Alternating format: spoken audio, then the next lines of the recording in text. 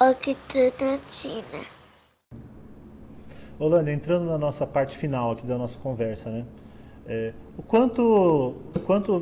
Quantos divertidamente no seu cérebro, sabe o filme Divertidamente? Sei. Quantos você tem assim na área da bobagem? É muito ou não? Porque tem a bobeira, né? Da criança tem a da bobeira, né? Muitos. Muitos, né? Então talvez funcione. Porque eu faço essa finalização, é uma brincadeira. Mas ela só funciona se a pessoa tiver esse campo da bobagem bem desenvolvido, entendeu? Muitos. Como que é essa brincadeira? Assim, ó, a gente vai tentar criar, eu e você aqui, um campus universitário ideal dentro dessa nossa temática. E pode tudo, entendeu? Não é assim, quanto mais absurdo, melhor. Mas pode tudo, tá? Então, e assim, o que o outro colocar, um colocar, o outro tem que aceitar. E a ideia tem que ir crescendo, né, piramidando, para ver onde termina esse nosso, como seria esse nosso campo. Será que a gente consegue fazer essa brincadeira? Vamos. Né? Então, assim, como que eu começaria essa viagem, né? Eu vou começar, tá? Tá. Você vê que eu estou mais preparado que você. Eu tenho alguns rabiscos. Lógico, você né? já fez isso. É totalmente aleatório aqui, ninguém tem rabisco, mas eu tenho uns rabiscos aqui iniciais. Eu começaria o nosso campus o seguinte, ó. Nosso campus teria que ter um lugar para a gente, no inverno, fazer a dança da chuva com índios. Por que no inverno? Porque no inverno seca e a represa Billings baixa e a gente sofre com água, entendeu?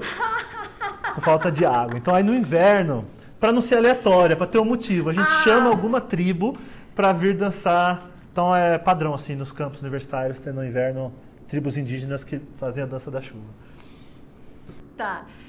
E agora eu tenho que pensar a partir da dança da chuva.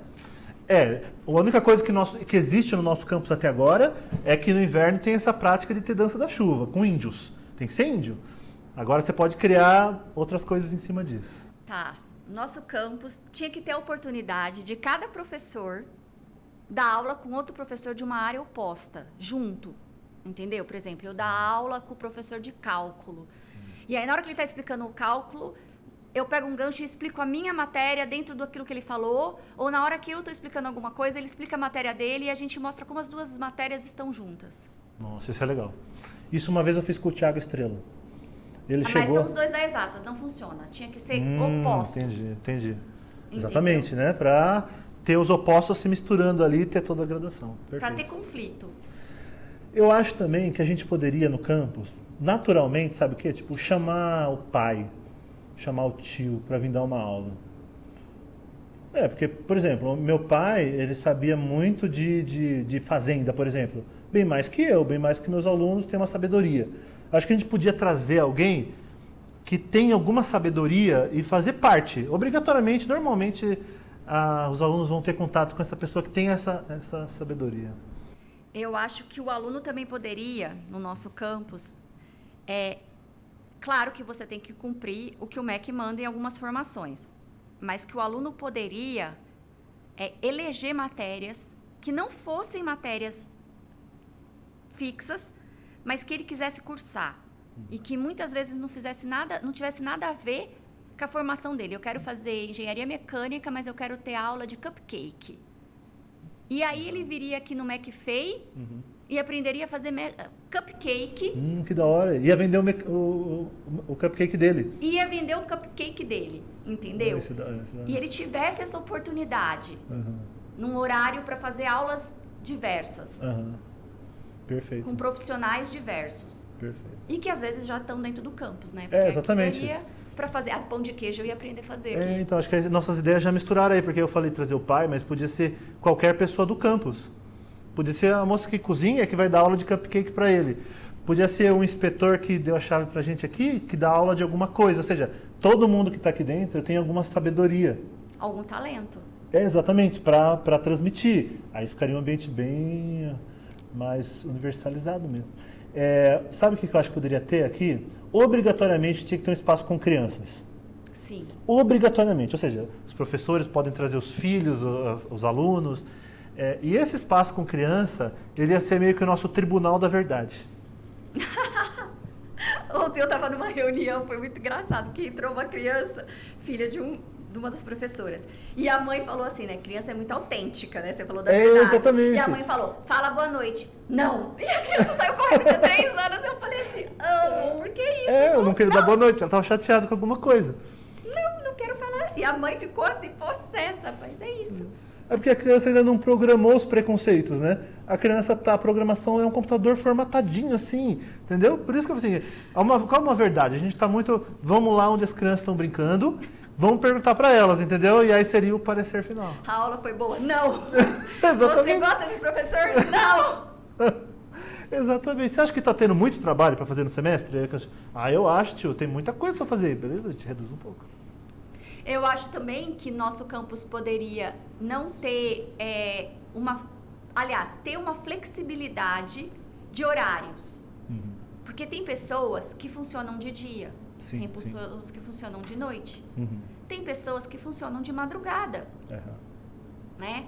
Então, se você tiver uma flexibilidade, e aí, sei lá, o professor que gosta mais de dar aula de madrugada vai dar de madrugada, o professor que gosta de dar aula de manhã vai dar de manhã, o aluno que gosta... Ou se não, deixa a aula gravada. A gente aprendeu tanto na pandemia, né, que você consegue fazer uma videoaula e deixar gravada. Uhum.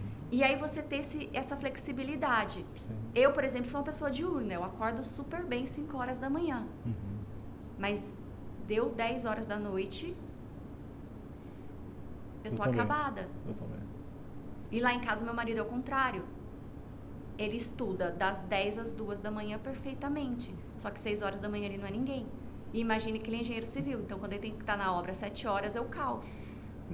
Tá só o corpo lá, né? A mente não tá, né? O espírito não chegou não ainda. funciona. Exatamente. É mais ou menos assim, o tempo existe, né? O tempo não passa. A pessoa tem que entrar num campus, ela assim, mais ou menos as coisas existem, não é? Poxa, perdi a aula. Não, porque você tem flexibilidade, as coisas existem e eu tenho mais autonomia para ver o que eu vou experimentar dentro do campus. E isso tem a ver com o biotipo de cada um, né? O biológico de cada um. E se você conseguir respeitar isso, você produz mais, você rende mais. Uhum. E eu acho assim, né, finalizando, minha última viagem, eu acho que deveria ter um lugar chamado Centro de Reabilitação, onde a gente mistura as atividades artísticas. Como assim reabilitação? Estou muito estressado, estou muito cansado de estudar, de rodar concreto lá, o concreto feio. Aí eu vou lá no reabilitação, onde sempre vai ter alguém, sabe?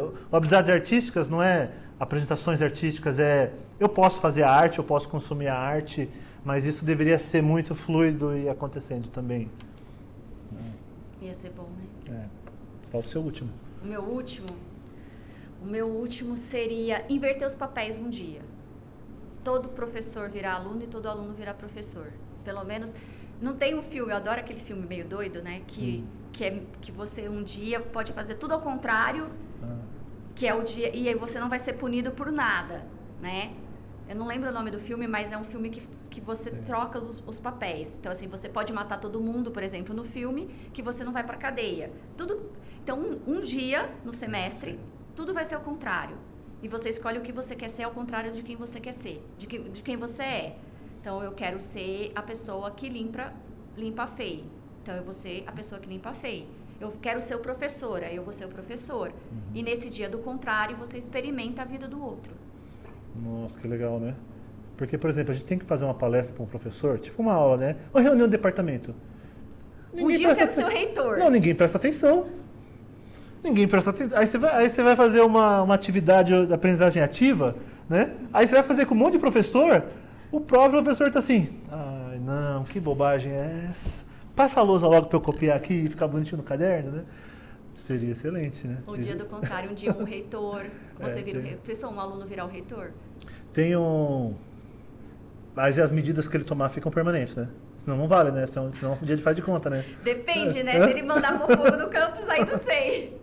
Tem um filme que chama Eu Não Sou um Homem Fácil, que o cara... Já assistiu ou não? Não. O cara acorda... É como você falou do filme, eu lembrei. Ele acorda e no mundo é completamente ao contrário entre homem e mulher, sabe? As mulheres se comportam como homens, assim, tem a mulher mais boçal, que fica cantando os homens, entendeu? O homem tem que se depilar, porque a mulher, tipo, sente nojo, você vê o cara peludo e... Sei lá, tudo inverte, ele tem que usar roupa curta. é bastante engraçado. É de um modo bem sutil. Você fica assim, nossa, que choque de realidade as limitações que eu sofro, ou no inverso, né? É bem legal. Ia ser o dia do contrário. Nânia, obrigado. De nada. Espero que você tenha gostado de fazer essa conversa aqui, sim, né?